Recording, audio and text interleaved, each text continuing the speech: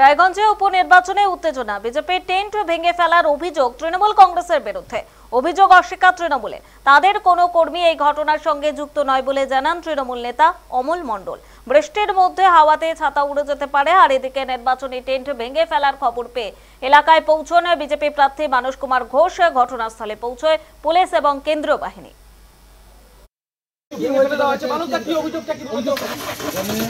মানুষের পাশে থেকে ভোট করাবো। আপনাদের কর্মীদের ডেকেছেন এখানে? অবশ্যই ডেকেছি, এখন সবাই আসবে। আমি এখানে নিজে বসলাম। এখানকার যারা স্থানীয় আছেন তাদের বিরুদ্ধে, তারাই এটা করছেন। ভোট নেই, জোর করে মানুষের ভোট নিতে হবে, তাই বিজেপির ক্যাম্প ভেঙে দেওয়া।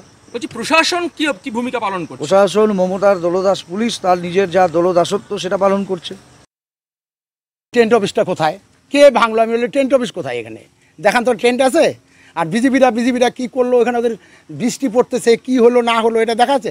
এরা বিজেপি দেখেন, আমাদের যে লোকগুলো যাবে, ভোটাররা ভোট দিতে যাবে, তাদের রাস্তা জাম করে। এখনই দেখেন, আপনি এই ছবিটা তুলেন, রোডের মধ্যে আমাদের টোটো করে বয়স্ক লোকরা যে ভোট দিতে যাবে, আর তারা যাবে কি করে? তাহলে বিজেপি কতটা সুস্বাদু।